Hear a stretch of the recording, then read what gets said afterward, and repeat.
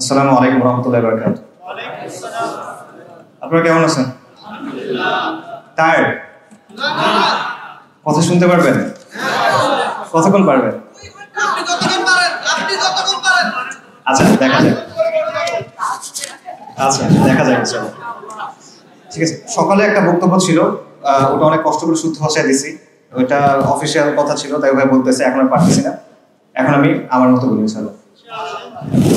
আজকে আমরা অনেক কথা শুনছি, তো এই কথাগুলোর জিস কি ছিল? আসলে কথাগুলোর জিস ছিল যে বাংলাদেশের সমাজ এবং রাষ্ট্রে কাঠামোগত ইসলাম বিদ্বেষ আছে, এবং কাঠামোগত মানে হলো আমাদের রাষ্ট্রের পলিসি, আমাদের রাষ্ট্রের স্টেট আইডিওলজি, আমাদের শিক্ষা, আমাদের আইন, এটার প্রয়োগ, আইন প্রয়োগকারী সংস্থাগুলোর দৃষ্টিভঙ্গি, আচরণ, গণমাধ্যম, এরকম অনেকগুলো বিষয়ের মধ্যে ইসলাম বিদ্বেষ গেঁথে আছে এবং ইসলামের প্রতি নেতিবাচক বিভিন্ন ধারণা গেঁথে আছে।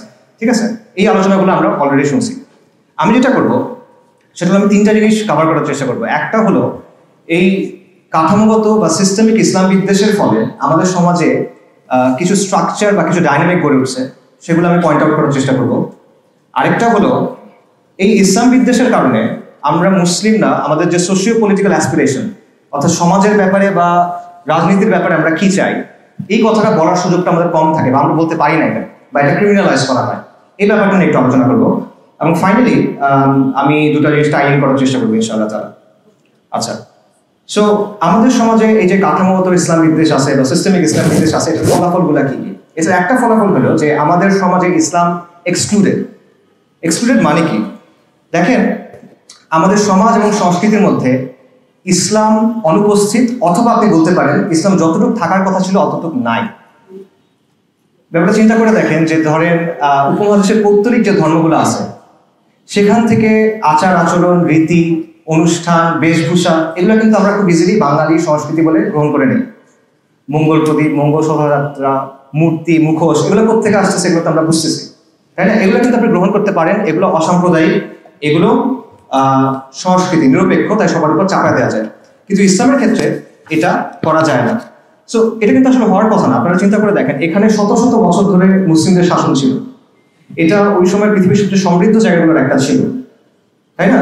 এরকম এটা একটা কসমোপলিটন হাব ছিল। তো সেই হিসেবে মুসলিম আইডেন্টিটি এবং ইসলামের যে রিপ্রেজেন্টেশনটা হওয়ার কথা ছিল, ওটা কিন্তু আমাদের এখানে হয় না।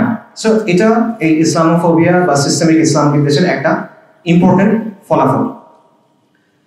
আবার দেখেন, ইসলামের যেই বিষয়গুলোকে নিতে চায় সেগুলো কোন বিষয়? সেগুলো হলো ওই বিষয় যেগুলো হিন্দুস্তানি যে পেগানিজম আছে সেটার সাথে মিশে গেছে, মাজার সংস্কৃতি, ওরস বা এই টাইপের জিনিসপত্রগুলো, এইগুলো তারা গ্রহণ করবে। কিন্তু যেগুলো আদি অকৃত্রিম ইসলাম, সেটাকে তারা গ্রহণ করতে চায় না, এরকম একটা ব্যাপার থাকে। পাশাপাশি দেখেন যে ইসলামের ভিজিবল যে কোনো কিছু, মুসলিমদের জমায়েত হইতে পারে, মুসলিমদের পোশাক হইতে পারে, মুসলিমদের অনুষ্ঠান হইতে পারে, এই জিনিসগুলোকে নেতিবাচক ভাবে দেখার একটা টেন্ডেন্সি আছে। এটা সবচেয়ে ভালো এক্সাম্পল হলো এই যে হাসিনা, সে একটা কথা বলছিল যে একটা সংবাদ সম্মেলনে, সকালে ওটা বলছে যে বোরকা পরা মহিলাদের কথা বলতে গিয়ে বলছিল যে এগুলা কি, এটা একদম তাবুর মতো হয়ে থাকবে। এবং এটা ইন্টারেস্টিং। কেন ইন্টারেস্টিং? কারণ হাসিনা কিন্তু নিজেকে ইসলাম বিদ্বেষী হিসেবে প্রেজেন্ট করে না, সে প্রেজেন্ট করে সে একদম তাহাজ্জুদের মানুষ, সে খুব রিলিজিয়াস, জানালার সাথে নিয়ে ঘুমায়, মানে বিছা থেকে গরম দিয়ে সে জানালা পড়ে, এরকম একটা অবস্থা। এই ভাবে আছে, কিন্তু সেও বুঝে যে এইটা বললে তার সমস্যা হবে না, সে কিন্তু নামাজের ব্যাপারে এটা বলবে না, এত নামাজ পড়ার কি দরকার, এটা কখনো হাসিনা বলবে না। সে কি বলবে, এত বোরকা পড়ার কি দরকার, কারণ সে জানে সমাজের মধ্যে এটার একটা অ্যাকসেপ্টেন্স আছে। ঠিক আছে, সো এই জিনিসটা যে ইসলাম বিদ্বেষ, যে আসলে আমরা মনে করতে পারি এটা আসলে ওরকম শক্তিশালী কিছু না, বাট এটা আসলে অনেকাংশে সমাজের মধ্যে নর্মালাইজড, সব বিষয়ে না হলেও অনেক বিষয় আসলে নর্মালাইজড। পাশাপাশি দেখেন যে মুসলিমদের জমায়েতকে ক্ষতিকর হিসেবে দেখানোর একটা টেন্ডেন্সি আছে। করোনার সময় দেখেন সব চলতেছে, মসজিদে জামাত হবে না, কলকারখানায় করোনা যায় না, সে অনেক বড় মুত্তাকি, সে শুধু মসজিদে থাকে, মানে জাহেদ লোক, সে আর কোথাও যাচ্ছে না, সে মসজিদে এসে বসে আছে, এরকম একটা অবস্থা।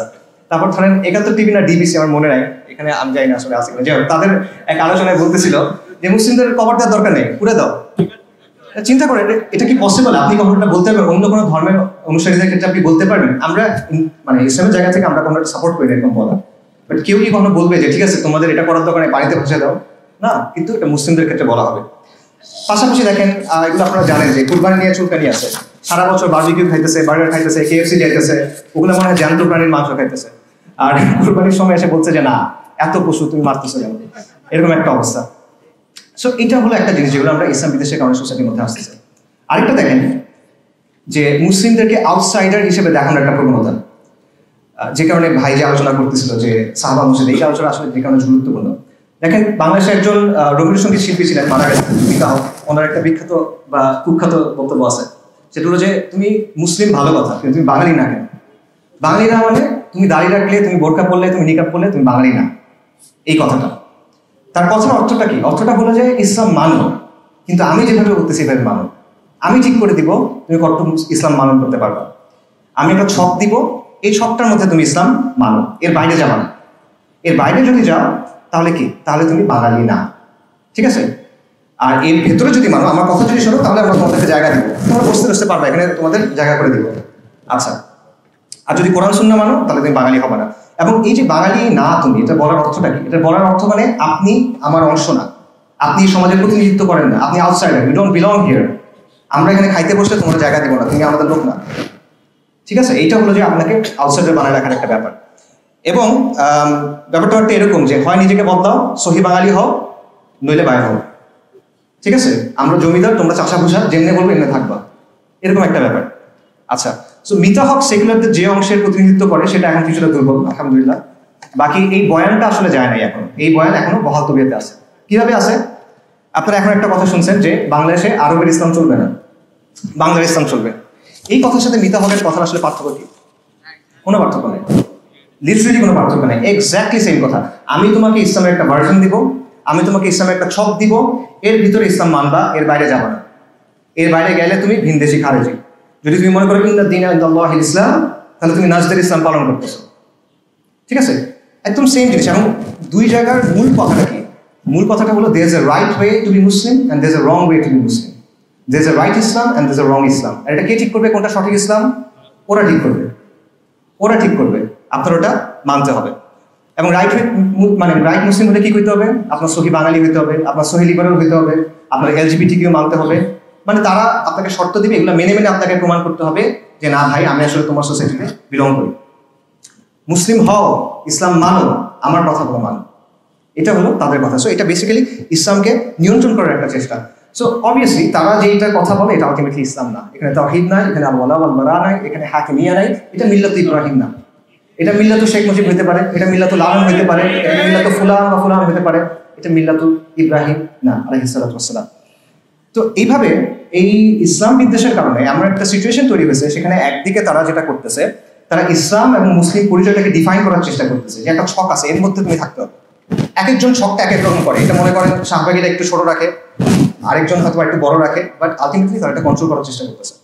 অন্যদিকে আপনি যদি তার কথা না মানেন, তখন সে আপনাকে বহিরাগত, ভিনদেশি, খারেজি, অমুক তমুক লেবেল দেওয়ার চেষ্টা করে।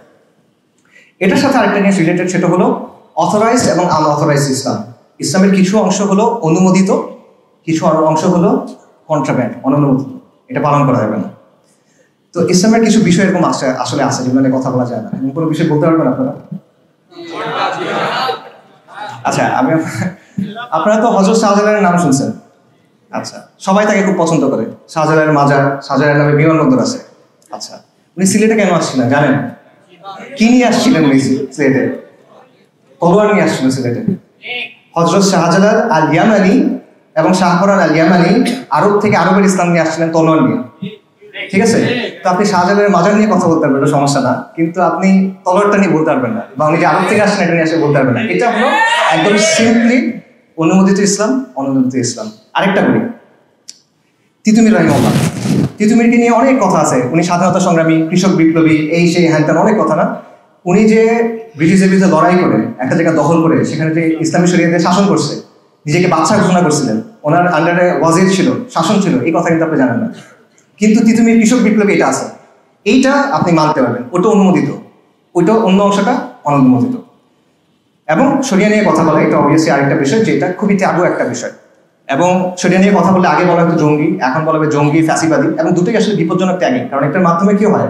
এটার মাধ্যমে বেসিক্যালি আপনাকে আদারাইজ করা হয় এবং আপনাকে রিপ্রেস করা, মানে আপনার উপর অত্যাচার নির্যাতন করা একটা মানে বৈধতা তৈরি করা হয়, যে ওই যে মানে আপনাকে তো মুমিন বলে করতে পারবে না, আপনাকে কোনো একটা নাম দিতে হবে, রাজাকার, জঙ্গি, এই সেই কিছু একটা নাম বলতে হবে, এটা আর কি। এবং এই ব্যাপারটা এতটাই যারা নিজেদেরকে মানে ইসলামী ঘরানার মানুষজন তারাও আসলে সরিয়ে নিয়ে কথা বলে ভেবা চেয়ে খেয়ে যায় যে আসলে মনে হয় কথাগুলো এখন বলা উচিত হচ্ছে না, পরে মনে বললে ভাবে, এরকম একটা ব্যাপার আছে। আচ্ছা, আরেকটা যেটা রেজাল্ট ইসলামোফোবিয়ার সেটা হলো অ্যাপ্রোপ্রিয়েশন। অ্যাপ্রোপ্রিয়েশন মানে কি, যে তারা দেখবে ইসলামের বিভিন্ন শব্দ তাদের জন্য ইউজ করে। এটার সবচেয়ে ভালো এক্সাম্পল হলো নির্বাচনের আগে হাসিনার মাথায় হিজাব চলে আসছিল, হাতে তসবি চলে আসছিল। বাকি আমরা ওই যে জুলুম, মজলুম, শাহাদা, আমাদের দেশে তো নূর নবীর নৌকা, এই কথাও চলে এসেছিল আলাইহিসসালাম। এবং এটা কিন্তু জুলাইয়ের আন্দোলনে আমরা দেখছি। জুলাই আন্দোলনে আমরা কি দেখলাম, একদম সবাইকে আমরা সবাই রাস্তায় বের হয়ে যাই, হাসবুনাল্লাহু ওয়া নি'মাল ওয়াকিল, সবাই তাহাজ্জুদে দাঁড়ায় যান, আমরা শহীদ হব, এরকম অনেক কথাবার্তা, আল্লাহ আল্লাহ আল্লাহ। আর শেষ হওয়ার পরে গায়রুল্লাহর কাছে যেতে হবে এখন। তো এই ব্যাপারটা কিন্তু এখানেও হয়েছে, অর্থাৎ তারা নিজেদের যে সামাজিক রাজনৈতিক প্রকল্প এগুলোর পক্ষে তারা ইসলামের কনসেপ্টস, ইসলামের পরিভাষা এগুলো ইউজ করে, ঠিক আছে। এবং সমস্যার সময় যে আল্লাহ আমাদের এখান থেকে বাঁচাও, যারা কুনান্না মিনা শাকিরিন, তাহলে আমরা তোমার কথা শুনবো, আর হওয়ার পরে তখন আর তাদের খবর নেই। তো একটা হলো যে ইসলামকে তারা নিজেদের রাজনৈতিক স্বার্থে ব্যবহার করে, আরেকটা হলো তারা শুধুমাত্র রাজনৈতিক স্বার্থে ইউজ করে না, তারা ইসলামের টার্মিনোলজি ইউজ করে ইসলামের বিরুদ্ধে বলে। এটা হিস্টোরিক্যাল অনেক এক্সাম্পল আছে। আমি একটা মজার এক্সাম্পল বলি, যে উসমানীদের শাসনের একদম শেষ দিকে তখন তুরস্কে অনেক সেকুলার অনেক মুভমেন্ট খুব পাওয়ারফুল হয়ে গেছিল, এবং তখন তারা যেটা চাচ্ছিল, তুরস্কে তখনও উসমানী সুলতানের নামে খুতবা দেওয়া হতো, তারা ছিল এটা বন্ধ করতে। তো বন্ধ কেমনে করবে, তো তারা এসে বললো যে দেখেন আমরা তো ফিকের কিতাবাদি দেখলাম, ওখানে বলা আছে যে খলিফা হওয়ার অনেকগুলো শর্ত আছে। তো একটা শর্ত হলো তার আলেম হইতে হবে, একটা শর্ত হলো মুজতাহিদ হইতে হবে। তো ইনি তো মুজতাহিদ না, তারপরে উনি আসলে খলিফা হইতে পারতেছেন না, তো ওনার নামে খুতবা দেওয়া বন্ধ করে দেন, আপনি দেশ এবং জাতির নামে এখন খুতবা দেন। অর্থাৎ তার উদ্দেশ্য হলো খুতবাটার উপর কন্ট্রোল নেওয়া, খুতবাটাকে সেকুলারাইজ করা। কিন্তু এইটা করার জন্য সে ইউজ করতেছে ইসলামী আর্গুমেন্ট, মানে সে খুব কনসার্ন খলিফার কন্ডিশনস মেট হচ্ছে কিনা এটা। সো একটা জিনিস বাংলাদেশে ঘটতেছে কিরকম, যখন আপনি বলছেন শরিয়ার কথা, যখন কথা বলা হচ্ছে খিলাফতের কথা, তখন একদল এসে বলছে যে না আমরা তো আল্লাহর খেলাফত চাই না, আমরা জনগণের খেলাফত চাই। মানে বেসিক্যালি ইসলামের বিরুদ্ধে সে কথা বলছে, বাট সে ইসলামের টার্মিনোলজি ইউজ করতে চায়, ঠিক আছে। এবং এটা তারা কেন করে, যাতে মুসলিমদের আবেগের জায়গাটা কাজে লাগানো যায়, এবং মুসলিমদের কাজে লাগায় নিজেদের যে পলিটিক্যাল প্রজেক্ট আছে সেগুলো পালন করা যায়। আচ্ছা, এরপর যে বিষয়টা সেটা হলো আপনার কথা বলার জায়গা আপনি পাবেন। আপনি মুসলিম হিসেবে যখন কথা বলতে চাইবেন তখন আপনাকে সেই স্পেসটা দেওয়া হবে না। কথা ভুল হয়েছে, আপনি মুসলিম হিসেবে কথা বলতে পারবেন, কিন্তু আপনার কথা বলতে হবে লিবারাল ডেমোক্রেসির জায়গা থেকে, আপনার কথা বলতে হবে হিউম্যান রাইটসের জায়গা থেকে। একটা মেয়ে সে ফেমিনিজমের জায়গা থেকে হিজাবের পক্ষে কথা বলতে পারবে, কিন্তু শরিয়ার জায়গা থেকে সে বলতে পারবে না, ঠিক আছে। যতক্ষণ পর্যন্ত আপনি লিবারাল ডেমোক্রেসি, লিবারাল সেকুলারিজমকে মেনে নিচ্ছেন, আপনি বলেন যে ঠিক আছে তোমার সব মূলনীতি আমি মেনে নিছি, আমি তোমাকে চ্যালেঞ্জ করবো না, তখন তার যে একটা সীমানা আছে সেটার ভিতরে আপনি কথা বলতে পারবেন, মানে এর বাইরে গিয়ে আপনি কথা বলতে পারবেন না। ব্যাপারটা হয়েছে অনেকটা এর মতো, যে জালালউদ্দিন রুমির কবিতার অনুবাদের মতো। জালালউদ্দিন রুমির যে কবিতা আছে সেগুলো কিন্তু ওয়েস্টে খুব পপুলার, ঠিক আছে, এবং ওয়েস্টে অনেক সেলিব্রিটি আছে যারা এগুলো খুব পছন্দ করে। কিন্তু তার কবিতা অনুবাদ করতে গিয়ে যেটা হয়েছে, এগুলোকে রোমিও জুলিয়েটের কবিতা বানানো হয়েছে। রুমির কবিতা হচ্ছে সুফি পোয়েট্রি, ঠিক আছে। এখানে আল্লাহর প্রতি ভালোবাসা, রাসূলুল্লাহ সাল্লাল্লাহু আলাইহি ওয়াসাল্লামের প্রতি ভালোবাসা, ফানা, এরকম ব্যাপার আছে। আপনি তো সে দ্বিমত করেন, ওটা ভিন্ন কথা। বাকি এটা তো লাইলি মজনুর কবিতা না, কিন্তু ওয়েস্টে অনুবাদ করার সময় এটাকে প্রেমের কবিতা বানায় ফেলছে। কেন? কারণ রুমিকে যদি ওয়েস্টের কাছে খাওয়াইতে হয় তাহলে তার কাছ থেকে ইসলামটা সরাইতে হবে।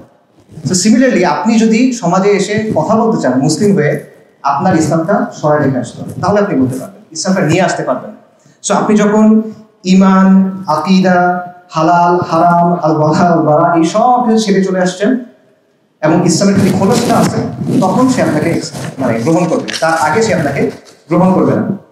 আপনি যদি ইসলামের জীবনবোধের কথা বলেন, ইসলামের শাসনের কথা বলেন, ইসলামের এসেন্সের কথা বলেন, তখন সে আপনার কথা শুনবে না, ঠিক আছে। আর আপনি যদি ইসলামের কিছু ওয়ার্ড ইউজ করে তার যে চিন্তা ভাবনাগুলো আছে, সেকুলারিজম, ডেমোক্রেসি, ফেমিনিজম, এগুলোর পক্ষে কিছু ব্যাখ্যা দিতে পারেন, তাহলে আপনি মহাবিদ্যান, আপনি বিশাল দার্শনিক, আপনি মহা চিন্তাবিদ, ঠিক আছে, যুগের ইমাম। সো এইটা আর কি অবস্থা। তো এবং এই সব কিছুর ফাইনাল রেজাল্টটা হলো যে আমরা সামাজিক এবং রাজনৈতিকভাবে মার্জিনালাইজ। এই সব কিছুর রেজাল্টটা হলো যে আপনি কি ধরনের সমাজ চান, আপনি কি ধরনের শাসন চান, এটা বলার সুযোগটা আপনার নাই। এখন আমরা বলি যে আমরা কি ধরনের সমাজ এবং শাসন চাই। আচ্ছা, সমাজ এবং শাসনের ব্যাপারে ইসলামের নর্মেটিভ মানে ইসলামের ডিফল্ট অবস্থাটা কি? ইসলামের ডিফল্ট অবস্থা শরিয়া, মুসলিমরা শরিয়ার অধীনে থাকবে, মুসলিমদের সমাজ, মুসলিমদের শাসন শরিয়ার অধীনে থাকবে, এবং আইডিয়ালি একজন ইমামের আন্ডারে, একজন খালিফার আন্ডারে পুরো মুসলিমরা থাকবে। এটা ইসলামের একেবারে নর্মেটিভ অবস্থান। ক্লাসিক্যাল যুগ থেকে শুরু করে প্রি মডার্ন সময় পর্যন্ত এর কোনো ব্যতিক্রম আপনি পাবেন না, নেভার, সম্ভব না। ঠিক আছে, যত আলোচনা হয়েছে, আপনি আহকাম সুলতানিয়া বলেন, আল মাওয়ার্দি বলেন, আল জুয়াইনি বলেন, আল গাজ্জালি বলেন, ইবনু জামা, ইবনু তাইমিয়া, ইবনু খালদুন, যতজন আছে একদম প্রি মডার্ন টাইম পর্যন্ত সবার মত হলো এই জায়গা থেকে শুরু হয়েছে যে মুসলিমদের শাসনে, মুসলিমদের সমাজের শাসন হবে শরিয়া দিয়ে। এইটার বাইরে কোনো কথা নেই। এবং আইডিয়াল সিচুয়েশন সবসময় এটা যে একজন খালিফার আন্ডারে পুরো মুসলিমরা একত্রিত থাকবে। এই অবস্থার সাথে ব্যতিক্রম করছে এমন কেউ নাই। এবং তাতারদের আগ্রাসনের আগে, মুসলিম বিশ্বে তাতারদের আগ্রাসনের আগে কারো মাথায় এটা আসেই নাই যে এমন কোনো সিচুয়েশন হইতে পারে যেখানে মুসলিমরা আছে, ইসলামী শাসন নাই। এটা তাদের অকেয়া টু দেম। ঠিক আছে, তো এটা হলো একদম বাই ডিফল্ট, মানে আমাদের একদম ইনবিল্ট অবস্থান। কিন্তু এই অবস্থানটা আজকে অপরিচিত হয়ে গেছে টু দ্য এক্সটেন্ট যখন কেউ এটা বলে যে আমরা শরিয়া চাই, তখন এটা মনে হয় মহা র্যাডিক্যাল একটা কাজ হয়ে গেছে। অথচ এটা ইসলামের একদম ডিফল্ট পজিশন। মানে আপনি যেমন নামাজের ব্যাপারে কি আপনার বিশেষ বলে 5 রাকাত 5 ওয়াক্ত সালাত নাকি 6 ওয়াক্ত, আপনি অবাক হয়ে যাবেন এটা কি বলে। এটা ওরকম একটা ব্যাপার। সো এই চেঞ্জটা আসলে কিভাবে হলো? এই চেঞ্জটা হচ্ছে কলোনিয়াল যুগে, উপনিবেশিক আগ্রাসনের সময়। উপনিবেশিক আগ্রাসনের দুটা কাজ হয়েছে। এক, তারা আমাদের উপর তাদের শাসন চাপাই দিচ্ছে। তার আগে তারা কি করছে?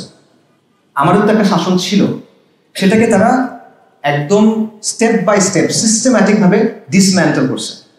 ঠিক আছে, এটার কিছু এক্সাম্পল আপনারা শক্তিফের আলোচনায় শুনছেন যে যখন সূর্যাস্ত আইন হয়েছে, চিরস্থায়ী বন্দোবস্ত হয়েছে, একটা সোসাইটির ইকোসিস্টেম কিন্তু সম্পূর্ণ চেঞ্জ হয়ে যায়।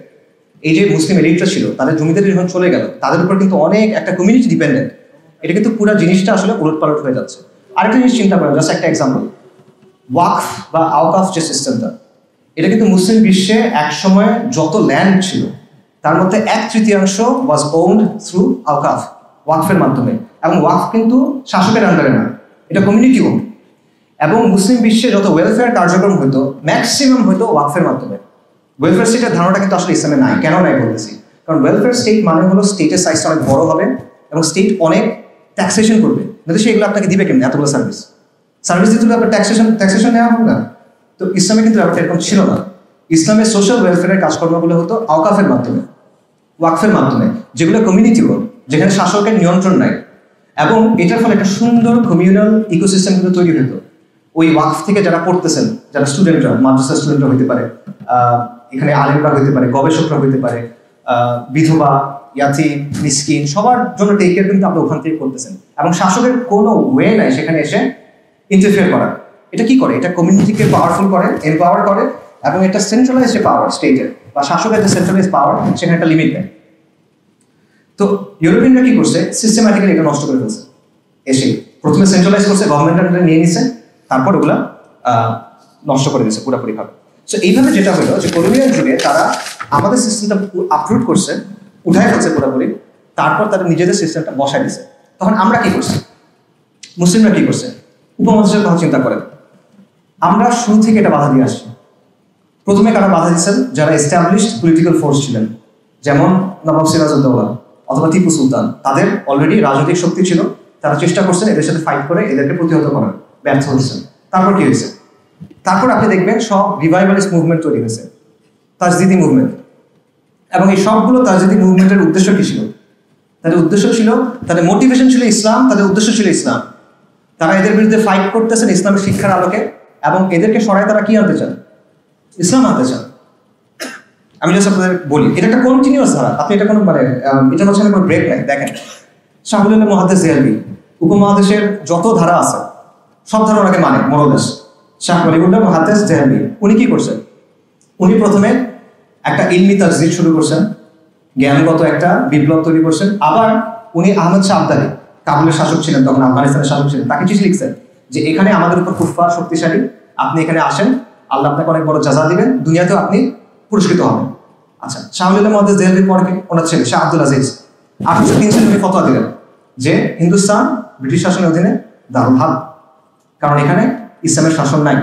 উনি যুদ্ধ করেন নাই, কিন্তু উনি ফতোয়া দিলেন। আচ্ছা, ওনার ফতোয়া পর কি হলো? এবং আজ পর্যন্ত এই ফতোয়া আসলে প্রাসঙ্গিক, কারণ ওনার যুক্তি ছিল এটা যে এখানে ইসলামের শাসন নাই, ইসলামের শাসন ব্যবস্থা এখানে নাই। সো ফিকের জায়গা থেকে এটা দারুল হার্ব, শাহ আব্দুল আজিজের ফতোয়া, কোনো ফালতু মানুষের কথা না। আচ্ছা, এরপরে দেখেন শাহ ওয়ালিউল্লাহ এবং শাহ আব্দুল আজিজ তাদের যে দাওয়া, তাদের যে আন্দোলন, এটা রেজাল্ট কি? এটা রেজাল্ট হলো ইমাম সৈয়দ আহমদ শাহী রাহিমাহুল্লাহ এবং শাহ ইসমাইল শাহী, তাদের যে আন্দোলন, তরিকায়ে মুহাম্মাদিয়া আন্দোলন বা বালাকোট আন্দোলন বলে আমরা দেখেছি। এবং উপমহাদেশের যতগুলো এখন বড় বড় ধারা আছে, দিনী ধারা, কোনো না কোনোভাবে এটার সাথে যুক্ত। দেওবন্দি ধারা বলেন, আহলে হাদিস ধারা বলেন, বালাকোট সুন্নি ধারা বলেন, সবাই ইমাম সৈয়দ আহমদ শাহীকে মোরালেস সম্মান করে, তার প্রতি কৃতজ্ঞতা। এবং উনি কি করলেন? ওনার আন্দোলন কি ছিল? প্রথমে ওনার আন্দোলন করলেন যে আমাদের ঈমান আকীদা বিশুদ্ধ করতে হবে, আমাদের কুফর শিরক বিদআত থেকে সরে আসতে হবে। এটা ছিল প্রথম ধাপে। তারপরে ধাপে কি বললেন? যে ইসলামী ইমারা কায়েম করতে হবে। সৈয়দ আহমদ শহীদের মূল প্রজেক্ট এটাই ছিল। ঠিক আছে, আচ্ছা, আলাদা পলিটি তৈরি করা যায়, মানে ওনার চিন্তাটা ছিল এটা যে মুসলিমদের এখন আলাদা একটা পলিটিক্যাল এন্টিটি রাখবে, এভাবে হবে না। এবং পাকিস্তানের চিন্তাটাও আসলে আপনি এর মধ্যে পাবেন, এটা আমি পরে আসতেছি। আচ্ছা, সৈয়দ আহমদ শহীদের মুরিদ, ওনার দ্বারা প্রভাবিত, ডিরেক্টলি ওনার মুরিদ মিন নিসার আলী তিতুমির, যেটা বললাম। তো ওনাকে তো অনেক কথা বলা হয়, যেটা মহাশ্বেতা দেবী ওনাকে নিয়ে নাটকও লিখছেন, সাবঅল্টার্ন হিসেবে প্রেজেন্ট করছেন ওনাকে বিপ্লবী হিসেবে প্রেজেন্ট করা হয়, কৃষক বিপ্লবী হিসেবে প্রেজেন্ট করা হয়। বাট উনি কি করছেন? উনি বেসিক্যালি জমিদার এবং ব্রিটিশদের বিরুদ্ধে লড়াই করে 24 পরগনার কিছু জায়গা দখল করে নিয়েছেন। এবং দখল করে প্রায় 1 বছর, 1830 নভেম্বর থেকে 1831 নভেম্বর পর্যন্ত, উনি শাহাদাতের আগ পর্যন্ত ওই জায়গায় উনি শরিয়াতে শাসন করছেন। উনি নিজেকে বাদশা ঘোষণা করছেন। কি বলবেন আপনি?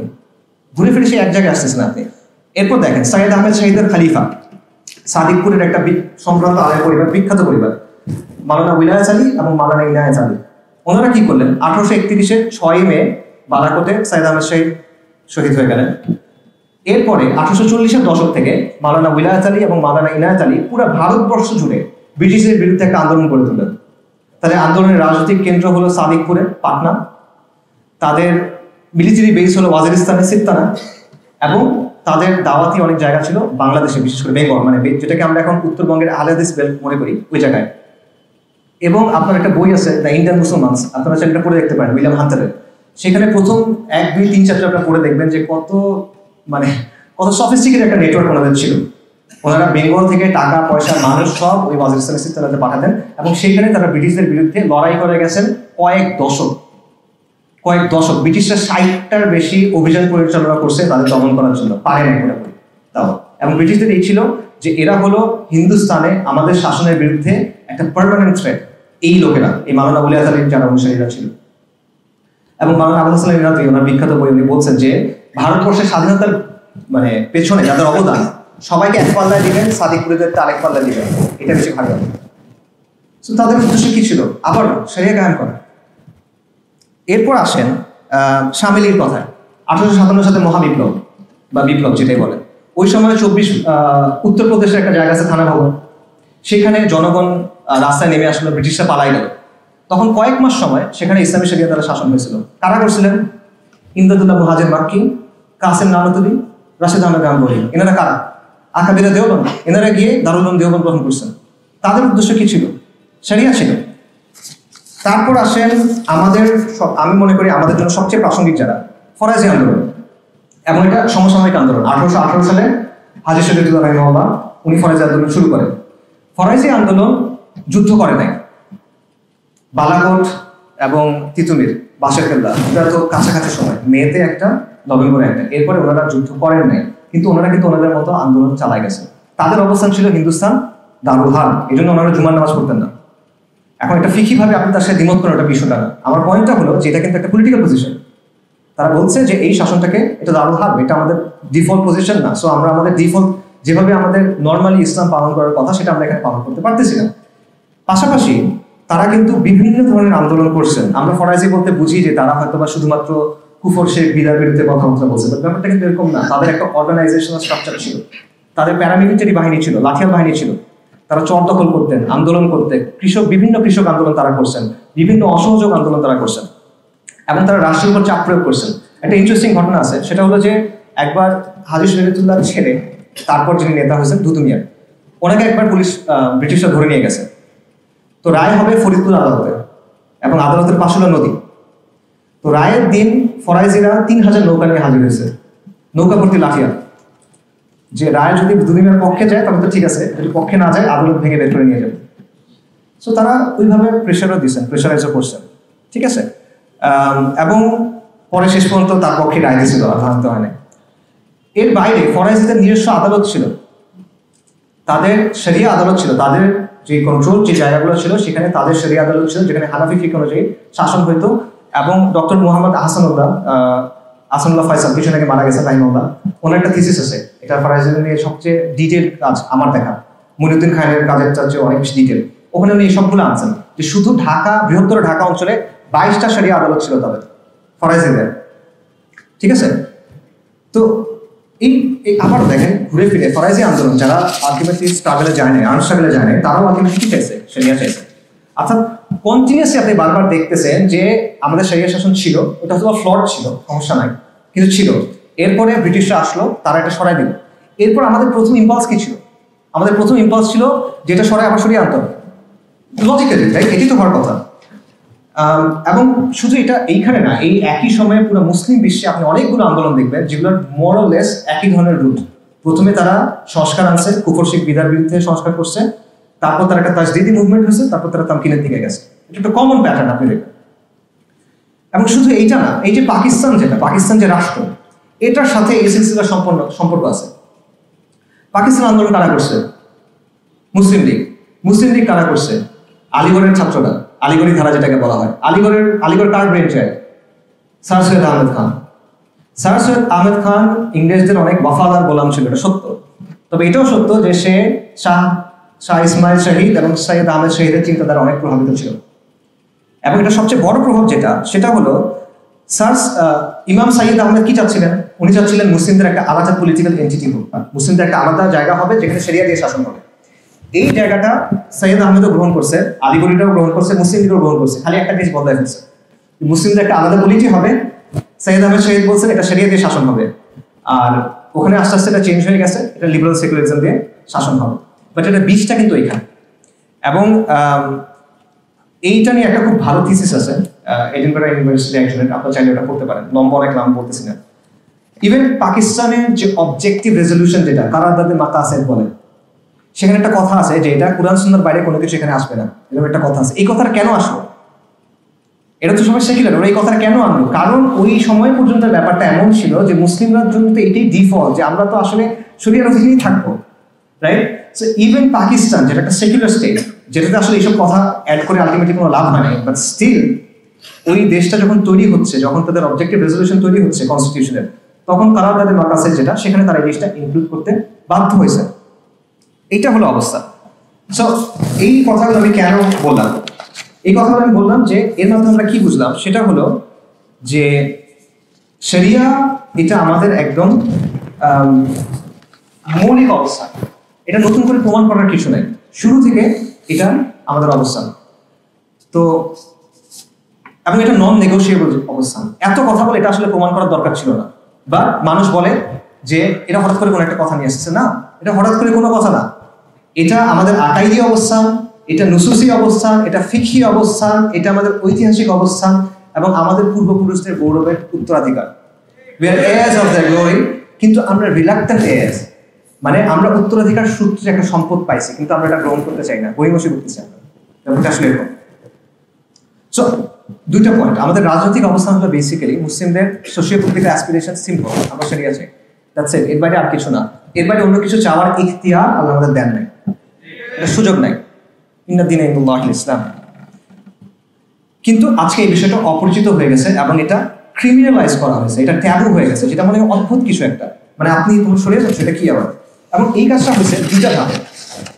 প্রথম ধাপটা হলো, দেখেন এই যে ইসলামিস্ট বলি না আমরা, ইসলামিস্ট কারা? ইসলামিস্ট বলে মানেটা কি আসলে? ওরা ইসলামিস্ট বলতে কাদের বোঝায়? যারা শরিয়া চায়। কিন্তু মুসলিমদের মধ্যে আলাদা কোনো ধারা হওয়ার কথা না, এটা তো আমাদের ডিফল্ট পজিশন, যেটা আমি এখন বললাম। এটা কিভাবে হইল? উসমানীদের পতন হওয়ার পর স্বাভাবিকভাবে মুসলিম বিশ্বে অনেকগুলো আন্দোলন তৈরি হলো, যাদের উদ্দেশ্য ছিল মুসলিমদের রিভাইভাল। স্বাভাবিকভাবে এটার মধ্যে ইখওয়ানুল মুসলিমিন আছে, জামাত ইসলামী আছে, জোয়ানের তাকিউদ্দিন নাভানি আছে, সাইফ রাহিমাহুল্লাহ দাওয়া আছে, এটসেট্রা। তো এই ধারাটা যখন তৈরি হইলো তখন ওয়েস্টার্নরা এটা একটা নাম দিল যে এরা হলো ইসলামিস্ট, এরা মুসলিমদের মধ্যে আলাদা একটা ক্যাটাগরি। সব মুসলিম খারাপ না, ইসলামিস্টরা খারাপ, ওরা একটা জিনিস চায়। সো এইভাবে প্রথমে একটা ক্যাটাগরাইজেশন করলো। এরপরে কয়েক দশক চলে গেল, 80 দশক আসলো, ইসলামিস্টদের মধ্যে কেউ কেউ তখন ডেমোক্রেসি গ্রহণ করলো, তখন তারা আরেকটা ভাগ করলো যে ভালো মুসলিম আছে, খারাপ মুসলিম আছে, খারাপ মুসলিম হলো এই ইসলামিস্টদের মধ্যে কিছু মন্দের ভালো আছে, ওরা ডেমোক্রেসি একটু মানে, আর একটা আছে কিছু আছে একদম খারাপ, এগুলো হলো র্যাডিক্যালস। ঠিক আছে, এই দুই ধাপে আলটিমেটলি এটা হয়েছে। এবং আজকে আমরা কোন অবস্থায় আসি, আজকে যারা ওই যে পলিটিক্যাল ইসলামিস্ট তারা এখন আর শরিয়ার কথা বলে না, এখন শরিয়ার কথা শুধু র্যাডিক্যালরাই বলে, আর কেউ আসলে বলে না। তো এবং ইন্টারেস্টিংলি এই জিনিসটাও আপনি কলোনিয়াল সময়ে পাবেন। আবার উইলিয়াম হান্টারের বইটাতে যাই, উইলিয়াম হান্টারের বইতে যারা ব্রিটিশদের বিরুদ্ধে যুদ্ধ করতেছিল, এই যে মাওলানা ওলিয়াত আলী, ইনায়েত আলীর যারা অনুসারীরা, তাদের একটা নাম দিছে সে, কি নাম? হিন্দুস্তানি ফ্যানাটিক্স, ধর্মান্ধ। এবং তাদের যে জায়গাটা ওটার নাম ছিল দ্য ফ্যানাটিক বেস, ধর্মান্ধদের ঘাঁটি। ঠিক আছে, সো এই হলো অবস্থা। এবং এই কাজটা ওরা সবসময় করে যে মুসলিমদের মধ্যে কিছু হলে ভালো, স্যার সৈয়দ আহমেদ ভালো, সৈয়দ আহমেদ শহীদ খারাপ। ঠিক আছে, মোল্লা ব্র্যাডলি ভালো, আরেক মোল্লা খারাপ, এই জিনিসটা সবসময় করে। এবং সবচেয়ে দুঃখজনক বলেন, ইন্টারেস্টিং বলেন, মুসলিমদের মধ্যে একটা অংশ আছে যারা ভালো মুসলিম হইতে চায় ওদের কাছে, এবং এটা হওয়ার জন্য ওরা বাকি মুসলিমদের ক্ষতিও করতে চায়। তাহলে আনফর্চুনেট বাস্তবতা। তো আজকের সমাজের হিসেবে যদি আমরা চিন্তা করি, স্যার সৈয়দ আহমেদ কিরকম মুসলিম, ইমাম সৈয়দ আহমেদ শাহী উনি কিরকম মুসলিম হবেন, তিতুমির কিরকম মুসলিম হবেন, হাজি শরীফুল্লাহ কিরকম মুসলিম হবেন।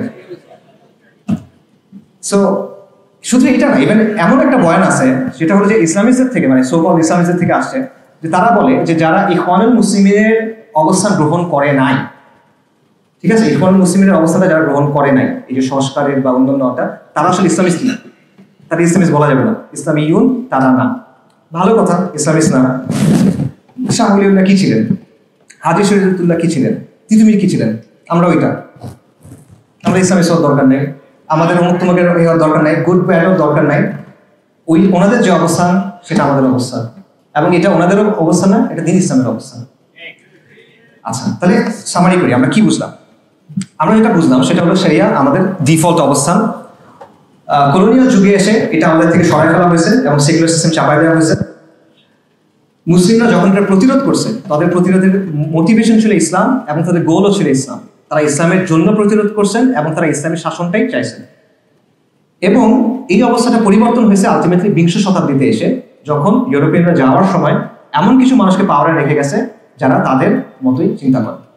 আচ্ছা, সেই সাথে যেটা হয়েছে যে বিভিন্ন নামে, এই যে আপনি শরিয়া চান, এই যে আমাদের অ্যাসপিরেশনস, এটাকে ক্রিমিনালাইজ করা হয়েছে বা ড্যামোনাইজ করা হয়েছে।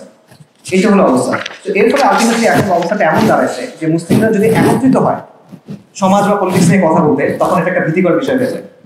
মুসলিমরা যদি এবং মানুষকে বিভিন্ন ধরনের ভয় দেখায়, এই যে এদের কথা বলতে দিও না, অস্থিতিশীলতা তৈরি হবে, ইন্ডিয়া চলে আসবে, আমেরিকা চলে আসবে, রাইট, এদের কথা বলতে দিলে ডেভেলপমেন্ট ক্ষতিগ্রস্ত হবে, এই ধরনের একটা অ্যান্টিসিপেটরি ফিয়ার তৈরি করা হয়। সেই সাথে বিদ্যমান ব্যবস্থার অল্টারনেটিভ নিয়ে আপনি যে কথা বলবেন যে না, নেশন স্টেটের বাইরে অন্য কিছু থাকতে পারে, এই কথা বলার সুযোগ আপনার নাই। সেকুলার ডেমোক্রেসির বাইরে অন্য কিছু আপনি থাকতে পারে, এই কথা বলার সুযোগ আপনাকে দেওয়া হয় না। এবং ফাইনালি মুসলিম যে পরিচয় এবং মুসলিমদের যে রাজনীতি, এটার বয়ানটাকে তারা কন্ট্রোল করার চেষ্টা করে। এবং এইখানে সেকুলারটা কিন্তু একেবারেই কনসিস্টেন্ট না তাদের জায়গায়। উদাহরণ দেখেন, কিছুদিন আগে ঢাকা ইউনিভার্সিটিতে সিরাজ শিকদারের একটা মিউরাল হয়েছে। সিরাজ শিকদারকে সর্বহারা পার্টির নেতা। সর্বহারা পার্টি কি চায়? তারা মাওবাদী দল, তারা সশস্ত্র সংগ্রামের মাধ্যমে, বিপ্লবের মাধ্যমে সরকার উৎখাত করে কমিউনিজম প্রতিষ্ঠা করতে চায়।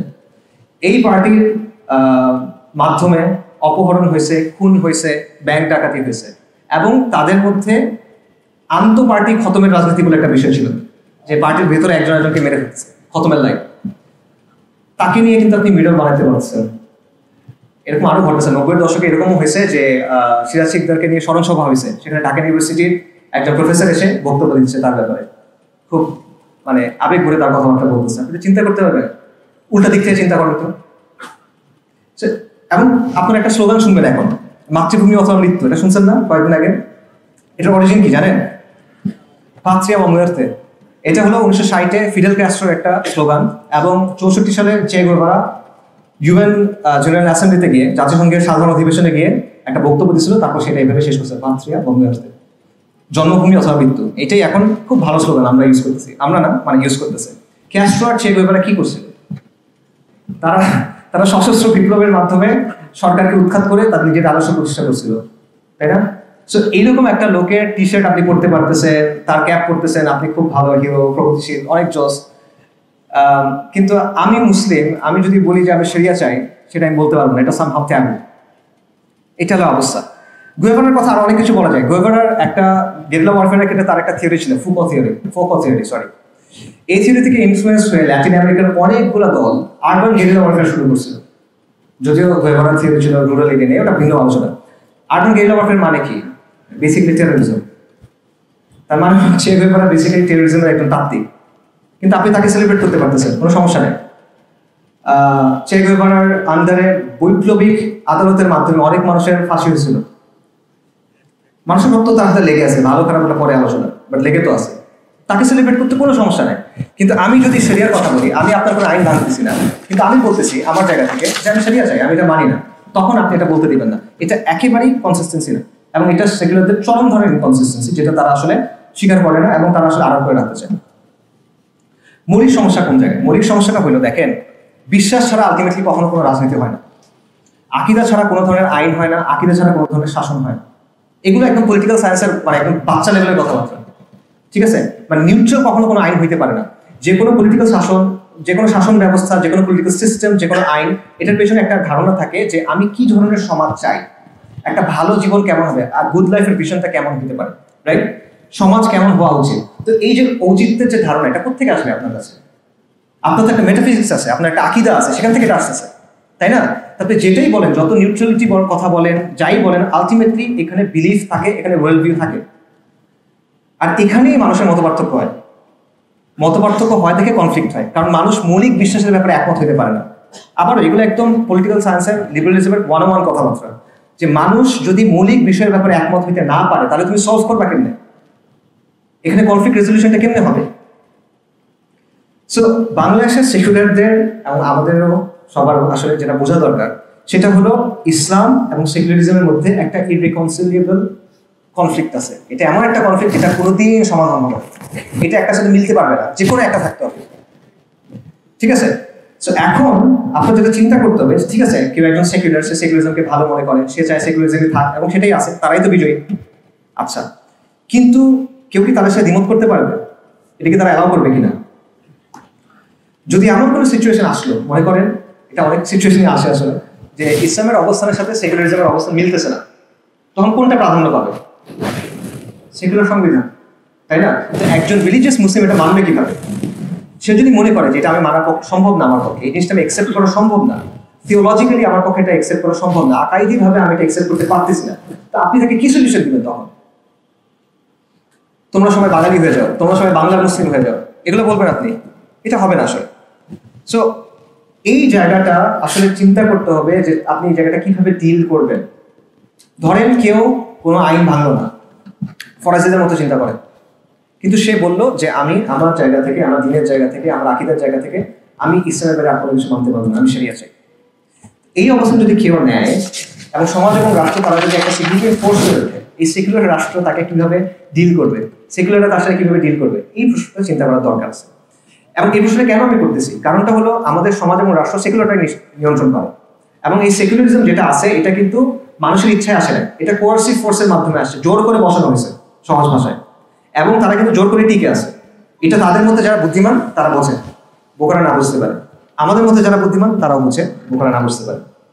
তো এই জন্য তাদের চিন্তা করা দরকার যে তারা কি নিজেদের অবস্থানে কনসিস্টেন্ট হবে, তারা কি মার্কেট প্লেস অফ আইডিয়াসে এই ইসলামী শরিয়ার ব্যাপারে আলোচনাকে আসতে দিবে, চিন্তার হাতটাতে আসতে দিবে, নাকি তারা ডাবল স্ট্যান্ডার্ডের দিকে যাবে। এবং এই প্রশ্ন চিন্তা করা দরকার, কারণ আলটিমেটলি ইসলাম এবং সেকুলারিজমের দ্বন্দ্ব যেটা, এটাই ইনশাআল্লাহ সামনে বাংলাদেশে সবচেয়ে গুরুত্বপূর্ণ প্রশ্ন হয়ে দাঁড়াবে। সেটা ওদেরও চিন্তা করা দরকার, এটা আমাদের চিন্তা করা দরকার। আমাদের জন্য সবাই করণীয় কথা জিজ্ঞেস করে, একটু করণীয় কথা বলি। যারা অনেক ডিটেলে জানতে চান আমার কিছু লেখাটা কাছে করতে পারেন, পরিস্থিতি একটা লেখা আছে করতে পারেন। বাট জেনারেলি কিসের জন্য করণীয়? বাই দ্য ওয়ে, ইসলাম বিদ্বেষের জন্য করণীয়, শরিয়ার জন্য না, ইসলাম বিদ্বেষের জন্য করণীয় বলতেছি। আচ্ছা, আপনার কয়েকটা ফ্রন্টে কাজ করতে হবে। একটা কাজ হলো আদর্শিক ফ্রন্টে, আইডিওলজিক্যালি। সেটা কি?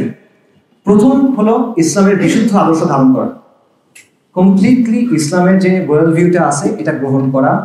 এর মধ্যে জোড়াতালি আছে, নিশ্চিতভাবে আছে আপনার গ্রহণ করার মধ্যে, এটা আমি নিশ্চিত, কারণ আমরা যেভাবে ইসলামটা বুঝি, আমাদের সমাজ যেটা ইনপুটটা দেয় ওটা একটা করে একটা ইনপুট।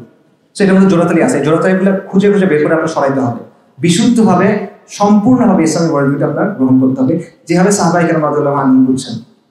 আবু বকর রাদিয়াল্লাহু আনহুকে এসে আবু জাহেল বলছে যে তুমি শুনছো মুহাম্মদ কি বলছে সাল্লাল্লাহু আলাইহি ওয়াসাল্লাম, কি বলছে যে উনি একদিনে নাকি এক রাতে নাকি মক্কা থেকে জেরুজালেম গেছে আবার ফিরে আসছে, এটা তুমি বিশ্বাস করো নাকি? উনি এটা আসলে বলছেন বিশ্বাস করি, এটা নিয়ে আসার দিক, এটা হলো ইমান। এইভাবে আপনার ইসলামটাকে গ্রহণ করতে হবে। তো এটা হলো প্রথম কাজ। দ্বিতীয় যেটা কাজ সেটা হলো এই ইসলাম বিদ্বেষের যে স্তম্ভগুলো আছে, যেগুলো ভাইদের আলোচনায় অনেকগুলো আসছে, সেকুলারিজম, বাঙালি জাতীয়তাবাদ ইত্যাদি ইত্যাদি, এগুলোকে আপনার আউটরাইট অ্যাটাক করতে হবে আদর্শিকভাবে। আউটরাইট অ্যাটাক করা, ডিলেজিটিমাইজ করতে হবে কমপ্লিটলি। আপনি এর সাথে কুসুম কুসুম ভালোবাসা করতে পারবেন না, যে ঠিক আছে এটা একটু আছে ওইটা একটু আছে, না না এটা ভালো ওইটা ভালো, এইরকম রবীন্দ্রনাথের কবিতা আসলে খুব ভালো, রবীন্দ্রনাথের কবিতা খুব ভালো, খুবই ভালো, তার লেখাও খুবই ভালো, but it doesn't concern me. আমি তার সাহিত্য মান নিয়ে আলোচনা করতে আসি নাই, এটা আমার আইডেন্টিটি অস্তিত্বের একটা প্রশ্ন।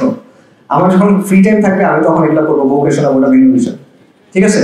সো এই ব্যাপারে আপনার কুসুম কুসুম অ্যাপ্রোচ নিলে হবে না, you have to completely delegitimize them. এই আইডেন্টিটি, এই ন্যারেটিভ আপনার ভেঙে ফেলতে হবে, এটা দেখে আপনি কখনো হতে পারবেন না। এখানে কোনো হাফ মেজার নাই, half measure always fails, you have to go for it. এটা হলো একটা বিষয়। আরেকটা হলো আদর্শিক অন্তরে আরেকটা কাজ, যেটা আমি বারবার বলি, আবারও বলে যাবো ইনশাআল্লাহ, সেটা হলো ইসলাম এবং সেকুলারিজমের যে দ্বন্দ্ব, এটাকে আপনার বারবার সামনে নিয়ে আসতে হবে। যখন একটা সমাজের মধ্যে কোনো একটা দ্বন্দ্বের ব্যাপারে মানুষ একমত হয় যে আসলে এটা একটা প্রবলেম, তখন ওই সমাজটা কোনো একটা দিকে যাইতে পারে, তার আগ পর্যন্ত এটা ঘুরতে থাকবে। অনেক কিছু হবে, 69 হবে, 90 হবে, 24 হবে, 37 হবে, 51 হবে, অনেক কিছু হইতেই থাকবে, কিন্তু আপনি ঘুরতে থাকবেন, পরিবর্তন আসবে না। আপনার ওটা একটা জায়গায় নিয়ে যেতে হবে। এটা নিয়ে যাওয়া সবচেয়ে সহজ, মানে এটা ওই যে নবীদের দাওয়ার তো অনেকগুলো স্টাইল ছিল, এক একজন এক এক রকম স্টাইল ছিল। আলাইহিস সালাম ইব্রাহিম আলাইহিস সালাম এই কাজটা কিভাবে করছিলেন? উনি গিয়ে মূর্তি ভেঙে দিয়েছেন দিলের গিয়ে। তো এটা হলো মিলাত ইব্রাহিম, ওনার স্টাইল। এটা আমরা এইভাবে তো পারবো না, ওই আজিমত আমাদের নাই। বাকি এটা বোঝা যে মূল জায়গাটা আপনার নিতে হবে এবং সমাজকে বাধ্য করতে হবে এই জায়গায় আসতে, নইলে আবার এটা ঘুরতে থাকবে, মানুষ মরবে, এই হবে সেই হবে, আলটিমেটলি কোনো পরিবর্তন আসবে না। এর বাইরে বাকি সব কিছু at the end of the day will amount to exercises in futility. Ultimately এখানে তেমন কিছু আসবে না। আচ্ছা, এটা হলো একটা। কাজের ক্ষেত্রে কি করবেন? কাজের ক্ষেত্রে প্রথম যে পয়েন্টটা সেটা হলো আমাদের সামাজিক শক্তি অর্জন করতে হবে। সামাজিক শক্তি মানে কি? এটা মানে আমাদের অনেক প্রতিষ্ঠান হবে, আমাদের অনেক টাকা পয়সা হবে, আমাদের অনেক ডিগ্রি থাকবে, এরকম কিছু না। এটা সামাজিক শক্তি না। আমি সামাজিক শক্তি একটা স্পেসিফিক পলিটিক্যাল সেন্সে ইউজ করতেছি। সামাজিক শক্তি মানে হলো আপনার চারপাশের যে পরিস্থিতি, আপনার চারপাশের যে এনভায়রনমেন্ট, এটাকে আপনি চেঞ্জ করতে পারেন বা ইনফ্লুয়েন্স করতে পারেন। এটা হলো সামাজিক শক্তি, এবং এটা একটা পলিটিক্যাল ডেফিনেশন। জিন শার্প নামে একজন পলিটিক্যাল সায়েন্সিস্ট ছিল, মারা গেছে, আমেরিকান, তার লেখা এটা আছে, এবং শুধুমাত্র তার লেখা না, আরো অনেকের লেখায় আছে। আমি স্পেসিফিক এই অর্থে বলতেছি সামাজিক শক্তি, অর্থাৎ আপনার সমাজে নেগোশিয়েট করার ক্যাপাসিটি অর্জন করতে হবে, আপনার প্রেশারাইজ করার ক্যাপাসিটি অর্জন করতে হবে। তা না হলে হবে না। আপনার অনেক টাকা পয়সা আছে কিন্তু এই ক্যাপাসিটি নাই, লাভ নাই, দখল হয়ে যাবে। আপনার অনেক প্রতিষ্ঠান আছে, এই ক্যাপাসিটি নাই, লাভ নাই, টেক ওভার করবে। ঠিক আছে? সো সামাজিক শক্তি হলো এমন সব ধরনের প্রভাব ও চাপ প্রয়োগের সক্ষমতার সমষ্টি, যেটা সমাজের এক গোষ্ঠী আরেক গোষ্ঠীর উপর প্রয়োগ করে। একদম বইয়ের ডেফিনেশন বললাম। আচ্ছা, ঠিক আছে। এবং এই যে সামাজিক শক্তি, এটা হলো পরের কাজ। এই সামাজিক শক্তি কখনো একা একা হয় না, এটা সামষ্টিকতা থেকে আসে, কালেকটিভ অ্যাকশন থেকে আসে। ঠিক আছে? আপনি একা এটা অর্জন করতে পারবেন না, আপনার একসাথে হতে হবে। এটা না হলে এটা হবে না। সো এই সামষ্টিক কাজ কিভাবে করবেন? কমিউনিটি অ্যাক্টিভিটি হতে পারে, সোশ্যাল অ্যাক্টিভিজম হতে পারে, দাওয়া হতে পারে, বাট করতে হবে। এবং এটা কেন আপনি করবেন? এটা করবেন কারণ এই সমাজ আপনাকে দাঁড়ানোর জায়গা দিতে চায় না। আপনার ওই জায়গাটা করে নিতে হবে। এটা আরেকজন এসে দিয়ে যাবে না, কিন্তু এটা আপনাকেই করতে হবে। আপনার ছেলে এসে করবে না, আপনাকেই করতে হবে। সো এই জন্য আজকে যেহেতু এই জায়গাটা আপনার নাই, আপনি কোনো দল করেন না, আপনি কোনো নির্বাচন করেন না, আপনি মাদ্রাসা স্টুডেন্ট না, মাওলানা না, এটসেট্রা এটসেট্রা, তো আপনার কথা বলার সুযোগ নেই। এই তুমি কি কথা হচ্ছে কেন, যাও না, জঙ্গি, এরকম। আপনার ওই জায়গাটা তৈরি করে নিতে হবে। এটা আপনাকে কেউ এনে লাঠিতে সাজায় এনে দিবে না। ঠিক আছে? উল্টো দিকে হেঁটে হেঁটে আসলে সমাজের যে স্রোত, এটা আপনাকে পরিবর্তন করতে হবে। এটা আর কোনো অপশন নেই, এখানে কোনো ম্যাজিক বুলেট সমাধান নেই। আপনার একদম গ্রাসরুট থেকে কাজ করতে হবে। আপনার নিজের এলাকা, নিজের পাড়া, নিজের গ্রাম, নিজের ইউনিভার্সিটি বা নিজের প্রতিষ্ঠান, এই জায়গাগুলো থেকে কাজ করতে হবে। এটা ছাড়া অপশন নেই। এবং এই কালেকটিভ অ্যাকশন, এই সোশ্যাল অ্যাক্টিভিজমের মাধ্যমে আপনার ওই অবস্থাটা তৈরি করে নিতে হবে। সো সমাধান, এগুলো হলো আসলে সমাধানের জন্য অ্যাকচুয়াল স্টেপস। বোরিং স্টেপস, শুনতে ভালো লাগে না, গরম না, তেমন জজবা আসে না এগুলো শুনলে, কিন্তু আলটিমেটলি এগুলোর সমাধান আমি মনে করি।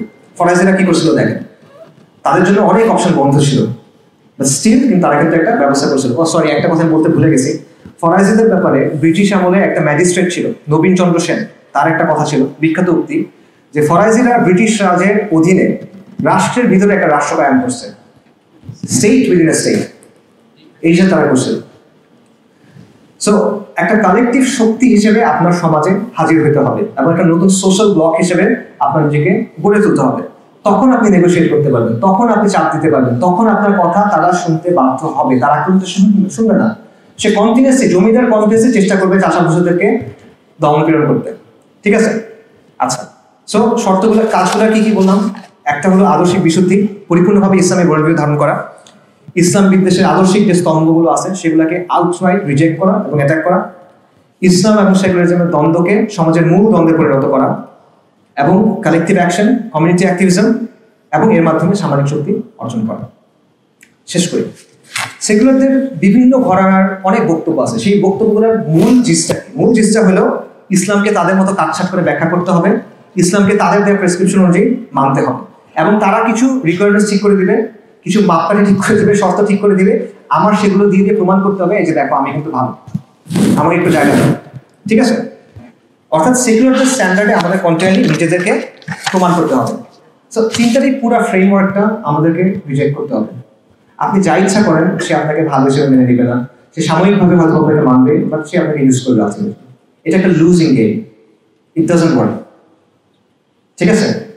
আমরা এই মাটির মানুষ, আমাদের এই পরিবারগুলো এখানে হাজার হাজার শত শত বছর ধরে আছে, আমরা এই ভাষায় কথা বলি, আমরা এই সমাজের অংশ, আমরা এই সমাজে কন্ট্রিবিউট করি। আমাদের কেন ওদের কাছে আত্মপরিচয়ের প্রমাণ দিতে হবে? আমাদের কেন ওদের কাছে গিয়ে পরীক্ষা দিতে হবে? ওদের কাছে বাইবা দিব কেন আমি? ওরা কে? কারণ খেয়াল বিশেষ জমিতে আমরা আমাদের দিনকে বদলাবো না। কোনো জমিদারের আদেশ মতো তো আমার নিজেকে বাঙালি প্রমাণ করার দরকার নাই, আমার নিজেকে ভালো মুসলিম প্রমাণ করার দরকার নাই। আমি একজনের কাছে জবাব দিয়ে করবো। ওরা কে? ওর কাছে আমার পাত্তা দেওয়ার কি আছে আসলে? কারণ তো শোনার টাইম নেই। বাংলাদেশের মুসলিমরা এই জমিনের সন্তান, আমরা এখান থেকে কোথাও যাইতেছি না, আমরা এখানেই থাকবো।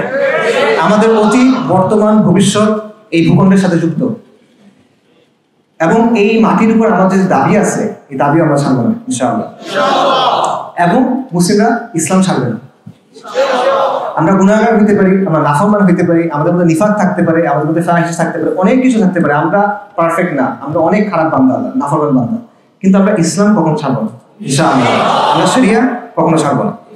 এবং এটা শাহজালালের মাটি, এটা তিতুমিরের মাটি, এটা হাজির শরীয়তুল্লাহর মাটি। এই মাটি আমি ছেড়ে কই যাবো? কারো যাইতে হলে অন্যরা যাবে, আমরা যাওয়ার কিছু নাই। এটা আমাদের মাটি ছিল, এটা আমাদের মাটি থাকবে।